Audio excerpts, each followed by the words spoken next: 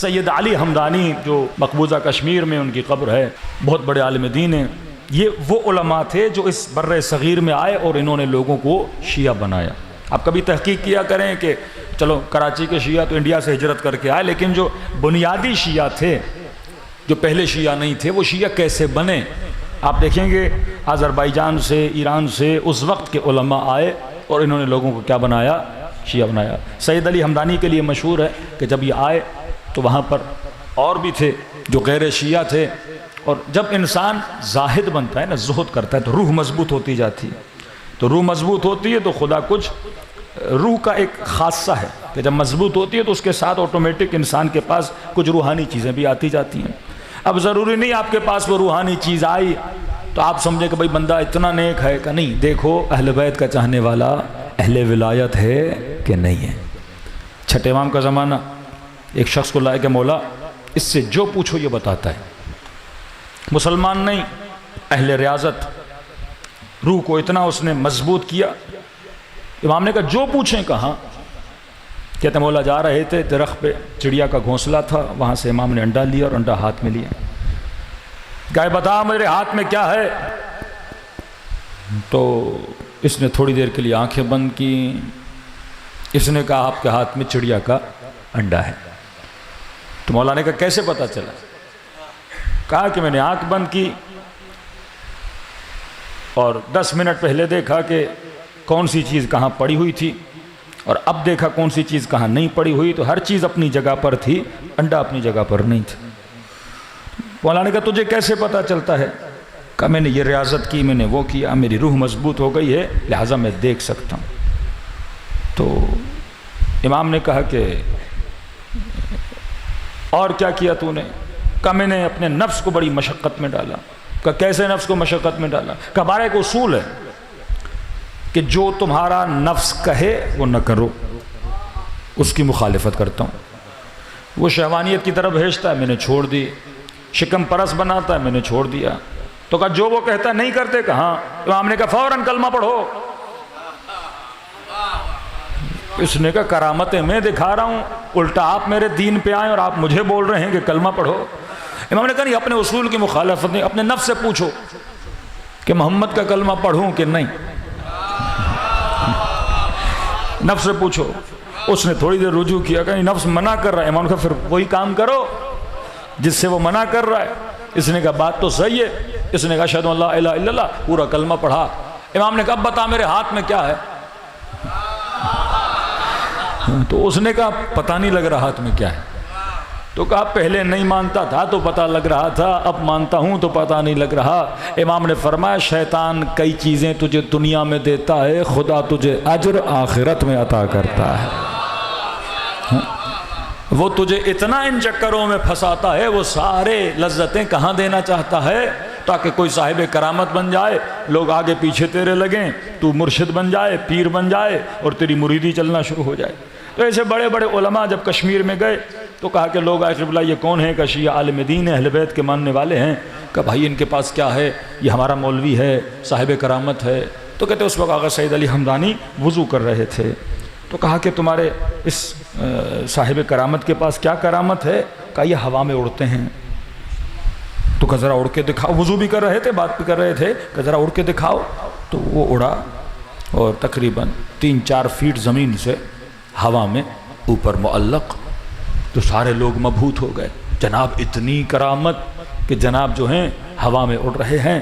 اور مذاق اڑانے لگے آغا سید علی حمدانی کا، آپ کے پاس کیا ہے؟ ہمارا مولوی دیکھو، آپ اہل بیت کو مانتے ہو، آپ اقرار ولایت کرتے ہو، آپ کہتے ہو ہم ان کے ماننے والے ہیں جو پاک و پاکیزہ ہیں، آپ کہتے ہو ہم حق پر ہیں باقی سب باطل پر ہیں. یہ دیکھو ہمارا مولوی، یہ دیکھو صاحب کرامت، یہ ہمارا ولی اللہ ہے کہ ہواؤں میں اوپر اڑ رہا ہے. کہ آغا سید علی حمدانی سن رہے تھے. اب جب مسح کی باری آئی، انہوں نے اپنے پاؤں کو مسح کیا اور انگلی سے اپنی جوتی کو اشارہ کیا. کہتے جوتی ہوا میں اڑی.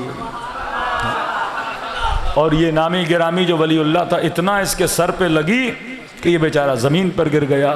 کہ جو تمہارے پاس طاقت ہے وہ ہماری جوتی کو خدا نے دی ہوئی ہے.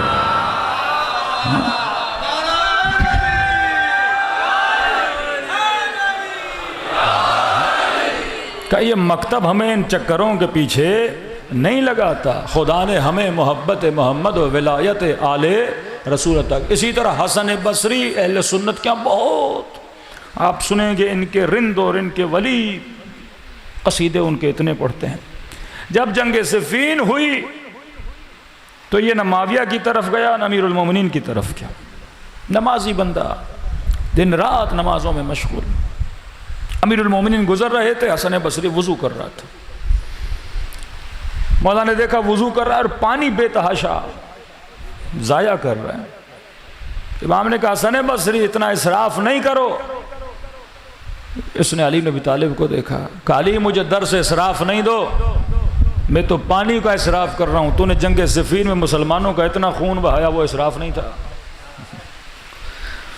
الٹا جواب دیا امیر المومنین کو، کہ جنگ صفین میں خون بہایا اسراف نہیں تھا، اتنے مسلمانوں کا آپ نے خون بہا دیا۔ یہ ناز کرتے تھے اپنی نمازوں پہ، ناز کرتے تھے اپنی عبادتوں پہ۔ مولا علی نے کہا اچھا جو خون میں نے بہایا وہ اسراف تھا؟ کہاں پانی، کہاں مسلم کا خون؟ اتنا خون آپ نے، خون ناحق مسلمانوں کا خون بہایا۔ تو مولا نے کہا اگر میں نے خون ناحق بہایا تھا تو چلو معاویہ کی طرف حق تھا تو اس کی طرف چلا جاتا،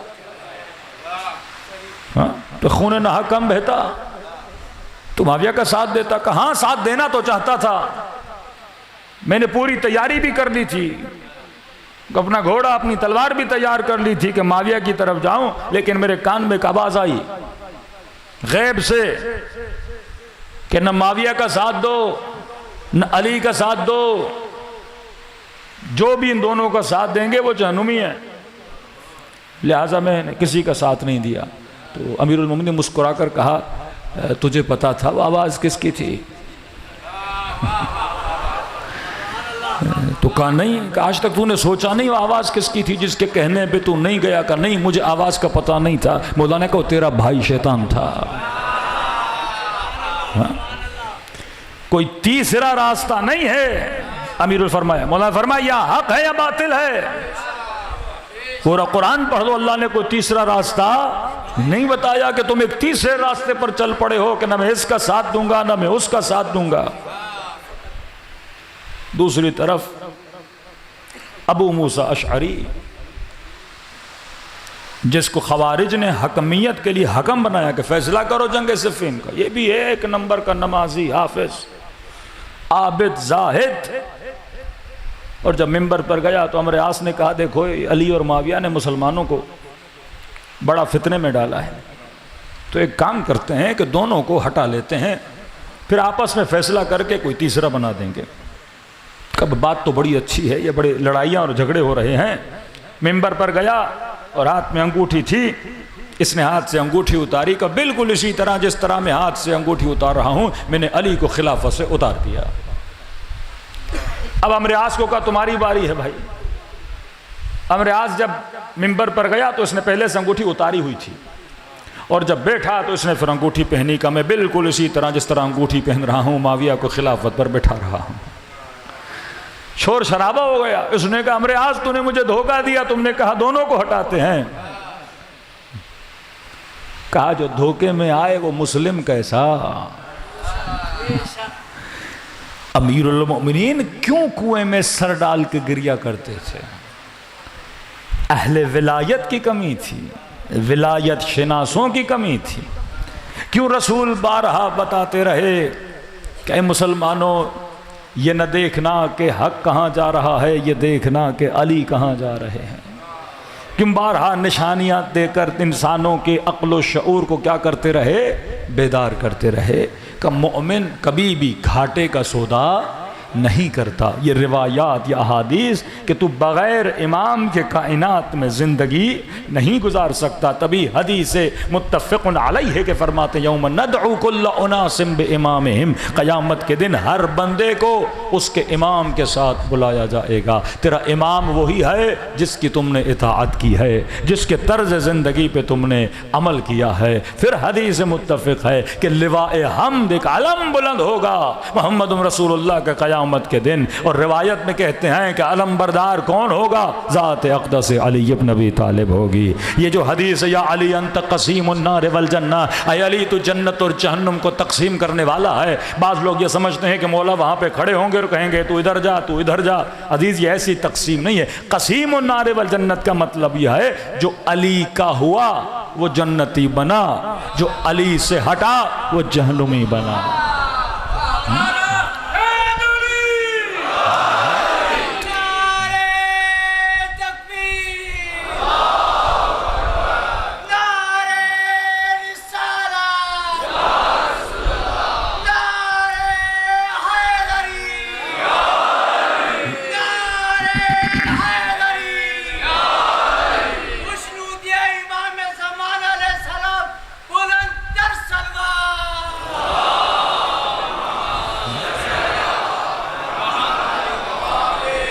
اصل یہ ہے کہ اہل ولایت بنو. اہل ولایت آپ کو پاک و پاکیزہ بناتے ہیں. ہاں بندگی آ ہی نہیں سکتی جب بندہ پاک نہ ہو، جب بندہ طاہر نہ ہو، جب بندہ پاکیزہ نہ ہو. اور یہ معدن طہارت ہے. اہل بیت سے جو بھی ملتا ہے تو اسے کیا کرتے ہیں؟ پاک و پاکیزہ کرتے ہیں، کیونکہ مظہر صفات خدا ہیں، اللہ کی صفات کا مظہر ہیں. کربلا میں حسین نے اپنے اصحاب کو پاک کیا، فرش عزا پہ بلا کر آپ کو پاک کرتے ہیں. بڑے بڑے اصحاب ابا عبداللہ الحسین کربلا میں گزرے ہیں. مثلا جناب جون، جناب زہیر. بعض نے اپنے بچوں تک کو کربلا میں کیا کیا ہے؟ قربان کیا ہے. سب سے پہلے اصحاب نے قربانی دی. بڑا مقام ہے اصحاب ابا عبداللہ الحسین کا. اب اس جنگ میں کوئی زبردستی نہیں، جاذبہ دیکھیں کتنا ہے کہ امام حسین نے سب کو بٹھا کر پہلے ان کا شکریہ ادا کیا کہ شکریہ کہ تم حسین ابن علی کی مدد کے لیے آئے ہو، اور حسین تم سب سے راضی ہوئے. کئی ایسے تھے جو خط بھی لکھے لیکن حسین کی مدد کے لیے نہیں آئے، کہ تم یہاں تک آئے شکریہ. پھر چراغ کو بجھایا. نفسیاتی مسئلہ ہے، کوئی انسان جانا چاہتا ہے پر حسین سے شرمسار ہے کہ میں کیسے اٹھ کے جاؤں. بالکل امام نے اندھیرا کر دیا کہ جسے جانا ہے چلا جائے. کہتے ہیں بعض رونے لگے، بعض ہنسنے لگے. جو رو رہے تھے وہ اس لیے رو رہے تھے کہ مولا باتیں کیسی کر رہے ہیں کہ آپ کو چھوڑ کے چلے جائیں، اور بعض مسکرا رہے تھے کہ ابا عبداللہ بھلا آپ کو بھی چھوڑنے کا کوئی سوچ سکتا ہے کہ جنت سامنے ہو اور بندہ جہنم کی طرف چلا جائے.